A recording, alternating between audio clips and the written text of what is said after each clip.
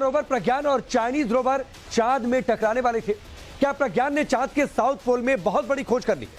Social media ऐसे सवालों और दावों से भरी पड़ी है।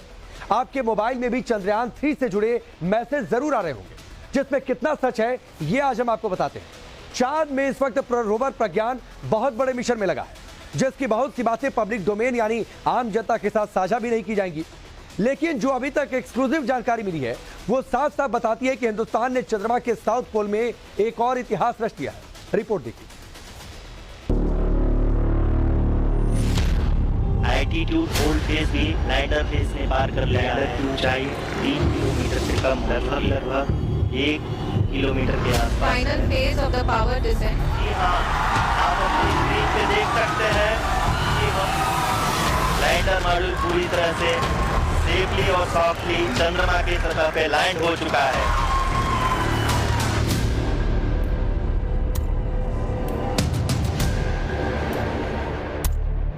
चांद पर हिंदुस्तान के रोवर का एक एक कदम नई नई खोज कर रहा है।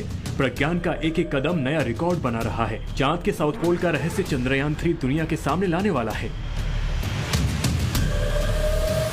प्रज्ञान रोवर ने चांद में 8 मीटर यानी करीब 26.5 मीटर की दूरी तय कर ली है।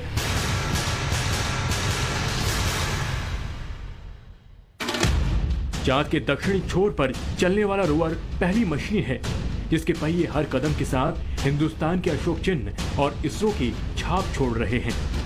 प्रज्ञान रोवर ने यह रिपोर्ट 25 अगस्त शाम 6:19 पर भेजी। इसरो के मुताबिक चंद्रयान 3 के प्रोपल्शन मॉड्यूल, लैंडर और रोवर प्लान के मुताबिक काम कर रहे हैं। अभी तक की गई रिसर्च का डेटा भी इसरो तक पहुंच चुका है। प्रज्ञान रोवर की रिसर्च को करीब 72 घंटे बीत चुके हैं। इस दौरान प्रज्ञान रोवर ने चांद की सतह से सैंपल इकट्ठे किए।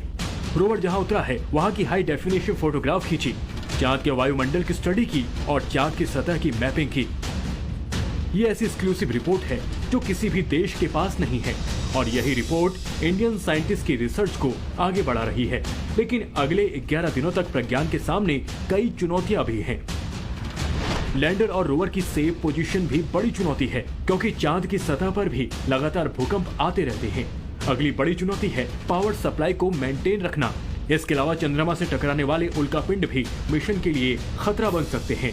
लेकिन सबसे बड़ी चुनौती है कम्युनिकेशन सिस्टम को मेंटेन रखने की, क्योंकि प्रज्ञान रोवर सीधे इसरो से संपर्क नहीं कर सकता है, बल्कि इसरो लैंडर के जरिए रोवर के संपर्क में है।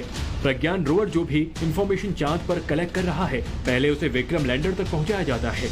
इसके बाद लैंडर से ये इंफॉर्मेशन बेंगलुरु में इसरो के सेंटर पहुंचती है। विक्रम लैंडर के संपर्क में सिर्फ प्रज्ञान रोवर ही नहीं, बल्कि चंद्रयान 3 का प्रोपल्शन मॉड्यूल और चंद्रयान 2 का ऑर्बिट भी है। यानी इस वक्त चांद से इसरो सेंटर तक डाटा पहुंचाने के 4 सोर्सेज हैं। पहला है प्रज्ञान रोवर, दूसरा है विक्रम लैंडर, तीसरा चंद्रयान 3 का प्रोपल्शन मॉड्यूल और चौथा चंद्रयान 2 का ऑर्बिट।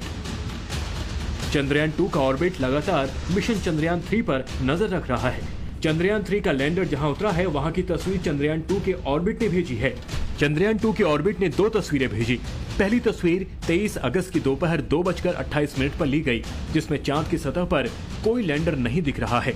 दूसरी तस्वीर 23 अगस्त की रात 10:17 पर ली गई थी, जिसमें विक्रम लैंडर चांद की सतह पर उतरा हुआ दिख रहा है। पहली रिपोर्ट के मुताबिक प्रज्ञान रोवर ने चांद की सतह पर 8 मीटर तक रिसर्च की और पानी की खोज अभी भी जारी है। पानी खोजने का चैलेंज इसलिए टफ है क्योंकि ना तो पानी की सही लोकेशन पता है और ना ही पता है कि पानी किस फॉर्म में होगा। हो सकता है पानी प्रज्ञान रोवर के आसपास ही हो, ये भी हो सकता है कि चांद पर मौजूद पानी सतह के नीचे हो या फिर आइस फॉर्म यानी बर्फ की शक्ल में मिले। उम्मीद ये भी है कि पानी अपने शुद्ध फॉर्म में ना होकर किसी खनिज के साथ मिले। इसरो को जल्दबाजी इसलिए नहीं है क्योंकि प्रज्ञान रोवर की रिसर्च अपने इनिशियल स्टेज में है। रोवर अभी मात्र 8 मीटर ही चला है, जबकि वो विक्रम लैंडर से 500 मीटर यानी 1600 मीटर के दायरे में रिसर्च कर सकता है। इस दौरान उसकी स्पीड 1 सेंटीमीटर प्रति सेकंड होगी, यानी प्रज्ञान रोवर 1 मिनट में करीब 2 फीट की दूरी तय करेगा। रोवर अगले 11 दिनों तक चांद की सतह पर तब तक काम कर सकेगा जब तक सूरज की रोशनी से ऊर्जा मिलती रहे।